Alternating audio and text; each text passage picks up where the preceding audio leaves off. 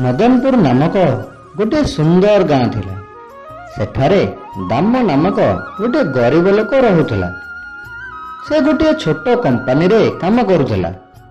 ସେଥିରେ ସେ ଯେତିକି ପଇସା ରୋଜଗାର କରୁଥିଲା ସେଥିରେ ତାର ଘର ଚଳୁଥିଲା। ସେହି ଗାଁରେ ଆଉ ଗୋଟିଏ ଲୋକ ରହୁଥିଲା। ତାର ନାଁ ଗୋପୀ। ସେ ଗୋଟିଏ ଚୋର ପ୍ରକୃତିର ଲୋକ ଥିଲା। ସେ ରାତି ହେଲେ ତା ଘରେ ପଶି ଚୋରି କରେ ଓ ଦିନରେ ଭଦ୍ର ଲୋକଙ୍କ ଭଳି ସମସ୍ତଙ୍କ ସାଙ୍ଗରେ ମିଶେ। ଦିନକର କଥା, ଦାମ ରାସ୍ତାରେ ଯାଉ ଯାଉ ତାକୁ ଗୋଟିଏ ବାକ୍ସ ମିଳିଲା।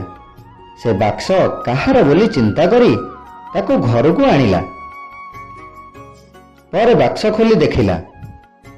ସେ ଦେଖିଲା କି ସେଥିରେ କିଛି ନାହିଁ। ଏବେ ସେ ମନେ ମନେ ଚିନ୍ତା କଲା, ଯଦି ଏ ବାକ୍ସରେ କିଛି ପଇସା ଥାନ୍ତା ତେବେ ମୁଁ ଭଲରେ ଚଳିଥାନ୍ତି। ଏହା ଭାବିବା ମାତ୍ରେ ସେଥିରେ ଅଚାନକ ବହୁତ ସାରା ପଇସା ଆସିଗଲା।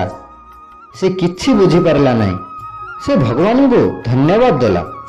ପରେ ସେ ତାର ସ୍ତ୍ରୀକୁ କହିଲା, ଆରେ ମାଳତୀ, ଜାଣିଛ, ମୋତେ ରାସ୍ତାରେ ଗୋଟିଏ ବାକ୍ସ ମିଳିଲା। ସେଥିରେ କିଛି ବି ନଥିଲା, ହେଲେ ତାକୁ ଘରକୁ ଆଣି ଖୋଲି ଦେଖିଲି ତ ସେଥିରେ ଅଚାନକ ପଇସା ଆସିଗଲା। ମୋତେ କିଛି ଜଣା ପଡୁନି, କଣ କରିବା କହ ତ?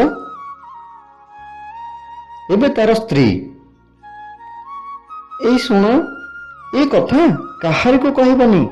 ଆମେ ଏଇ ପଇସାରେ ଏବେ ଆରାମସେ ଚଳିପାରିବା। ପରେ ଦାମ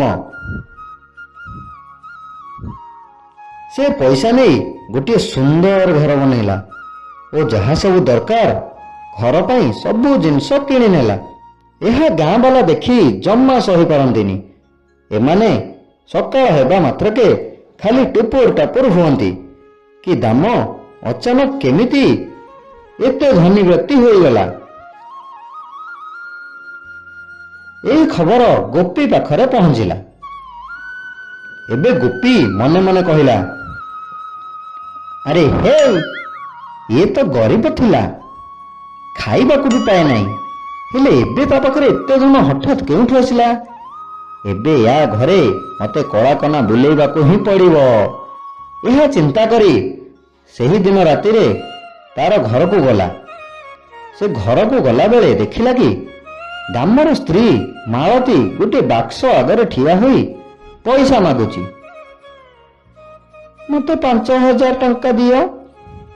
ଏତିକି କହିବା ମାତ୍ରେ ସେ ବାକ୍ସରେ 5,000 ଟଙ୍କା ଆସିଗଲା। ଏହା ଦେଖି ଗୋପୀ ଆଶ୍ଚର୍ଯ୍ୟ ହୋଇଗଲା ଓ ପରେ ଭାବିଲା, ମୁଁ ଏବେ ଜାଣିଗଲି କି ତୁ ଏତେ ଧନୀ କେମିତି ହେଇଛୁ। ମତେ ଏବେ ପଇସା ଦରକାର ନାହିଁ, ମତେ ଏବେ ପୁରା ବାକ୍ସ ଦରକାର।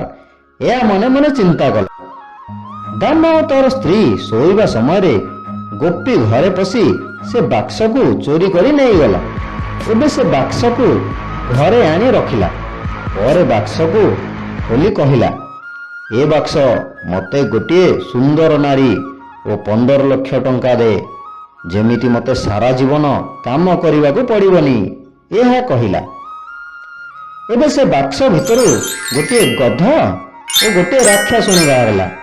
ଏବେ ଗୋପୀ ପୁରା ଡରିଗଲା ଓ କହିଲା, ଆରେ ଆରେ, ମୁଁ ତ ଗୋଟିଏ ସୁନ୍ଦର ନାରୀ ମାଗିଥିଲି, ଇଏ ତ ରାକ୍ଷାସୁଣୀ ବାହାରିଲା। ଆଉ ପଇସା ମାଗିଥିଲି, ଇଏ ତ ଗଧ ବାହାରିଲା। ଏବେ ମୁଁ କଣ କରିବି? ଏହା କହି ସେ ବାକ୍ସକୁ ବନ୍ଦ କରିଦେଲା।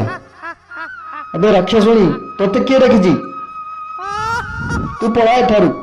ଏତିକି କହିବା ମାତ୍ରେ ରାକ୍ଷାସୁଣୀ ତାକୁ ବହୁତ ମାରିଲା ଓ ସେ ବାକ୍ସକୁ ନେଇ ପୁଣି ଦାମ ଘରେ ଛାଡ଼ିଦେଲା।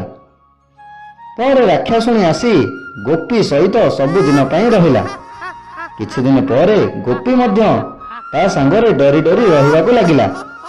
କିଛି ଦିନ ବିତିଗଲା।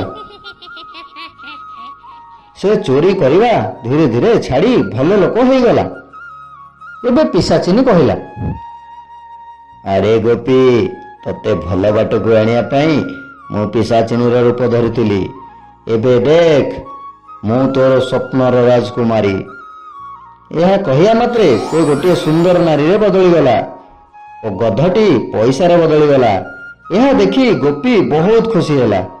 ପରେ ଗୋପୀ ଯାଇ ଦାମକୁ ସବୁ କହିଲା ଓ ବାକ୍ସ ଚୋରି କରିଥିବାରୁ କ୍ଷମା ମଧ୍ୟ ମାଗିଲା। ଏବେ ଦୁଇ ପରିବାର ଭଲରେ ଚଳିବାକୁ ଲାଗିଲେ। ତେବେ ପିଲେମାନେ ଗପଟି କେମିତି ଲାଗିଲା? ଯଦି ଭଲ ଲାଗିଥିବ ଲାଇକ୍, ସେୟାର ଆଉ ସବସ୍କ୍ରାଇବ କରିବାକୁ ଭୁଲିବନି।